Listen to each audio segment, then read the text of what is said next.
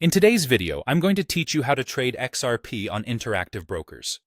We'll walk through the exact clicks you need inside Trader Workstation, plus clear explanations for each setting so you feel confident from start to finish. First, launch Trader Workstation, often called TWS.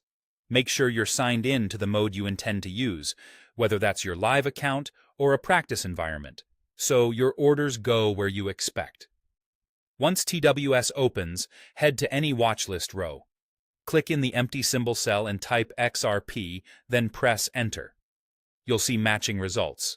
Choose the one labeled cryptocurrency, then select XRP. This ensures you're trading the digital asset and not a similarly named instrument. Next, pick the crypto exchange route. Interactive brokers typically offers routes like Paxos or Zero Hash. Select the route available to your account.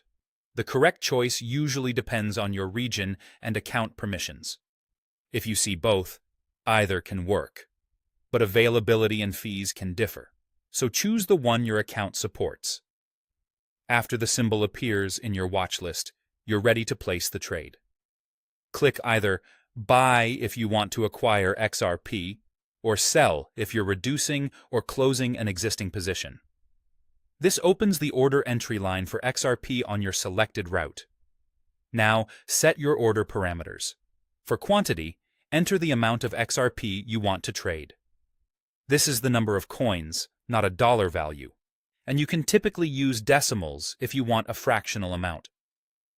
For order type, choose Market if you want the trade to execute right away at the best available price, understanding that the final fill price may vary slightly due to market movement. Choose Limit if you want to specify the maximum price you're willing to pay when buying, or the minimum price you're willing to accept when selling.